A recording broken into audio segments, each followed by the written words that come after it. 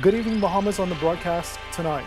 Has the Progressive Liberal Party's brand been tainted following the arrest of several of its members? We put that question to the party's leader. Plus, the Christian Council looking to boost its presence, and Stephen Gardner sets a new national record at the IAAF World Track and Field Championships.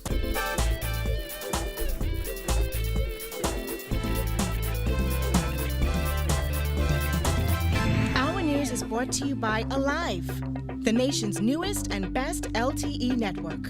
Good to be alive. Welcome to our news, the weekend edition, and thanks for joining us. I'm Andrew Knowles.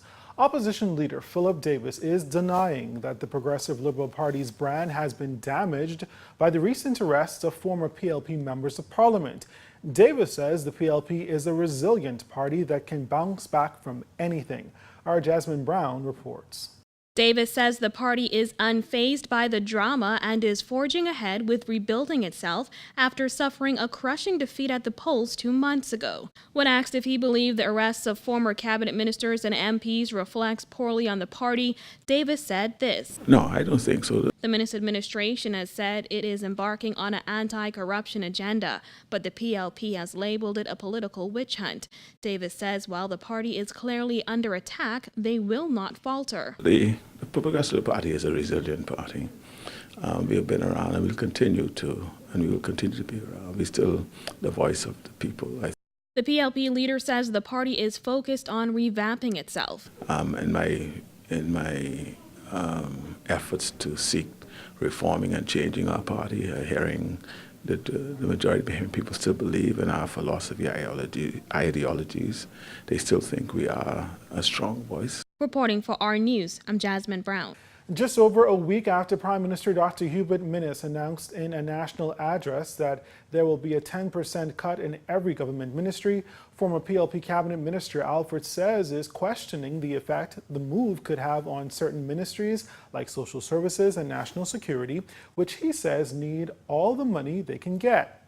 Well, certainly in executing any cut, one would hope that there would be some element of discretion in terms of minimizing the human cost for vulnerable persons within our society, so that we do not remove the safety net that ensures civilized level of existence for vulnerable segments of the community. Deputy Prime Minister Peter Turnquest said the budget cuts are necessary and take effect immediately. He said for years there has been too much unnecessary spending, particularly in ministries like Foreign Affairs. Sayers said while the government may see the budget cuts as necessary, there must be a strategy to grow the economy.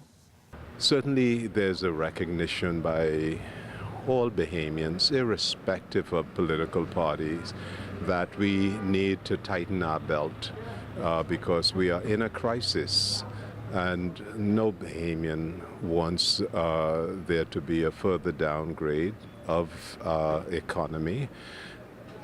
We also recognize that in addition to austerity measures, there has to be a growth strategy. Sayers says there are 3 aspects of a successful growth strategy. How will we grow this economy so that over a reasonable period of time we can achieve at least a 3% growth rate, so that it could have a positive impact on the debt situation.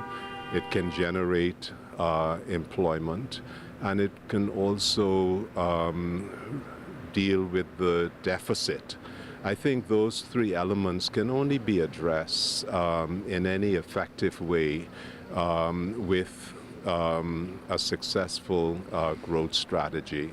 Well, the Christian Council is looking to boost its presence in the Bahamas. That's according to its president, Bishop Delton Fernandez, who has pledged to transform the group into more of a social justice ecumenical council. Moving towards regularizing what an ecumenical council is. How does it sit in the international world? I know we see it as a parochial entity in the Bahamas, but this is enshrined around the world in the UN, that there be ecumenical councils. Fernander, who became leader of the BCC just a few months ago, says the BCC's modus operandi of late has been one of which, quote, people expect us to speak on everything, end quote. But he says his future plans for the BCC involve it speaking up for the marginalized and those who don't get a chance to put their issues on the forefront. And so we're just rising to a place that when people come to the Bahamas, we have a strong ecumenical council with a national presence. Well, international weather forecasters are in the midst of revising their predictions for the 2017-2018 hurricane season before the peak begins in the next few weeks. Forecaster at the Department of Meteorology, Wayne Neely, tells our news that it is possible that we may have a more active season on our hands this year. Typically, the peak of the hurricane season is not around us yet. We don't get the peak of the hurricane season until mid-August to late August to early September, and that has not occurred yet. And that's where you get about 80 to 85% of your hurricanes forming during that time. So don't let your guards down. This year, the National Oceanic and Atmospheric Administration has forecast an above normal hurricane season with a 70% likelihood of 11 to 17 named storms, 5 to 9 hurricanes, and 2 to 4 major hurricanes of Category 3 or higher. An average season produces 12 named storms, 6 hurricanes, and 3 major hurricanes.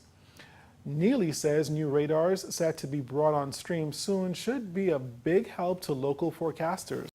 For example, with the Doppler radars, where advanced technology, it definitely goes a long way in informing the Bahamian people of what aspects of weather they can experience any given day or any given month or any given year.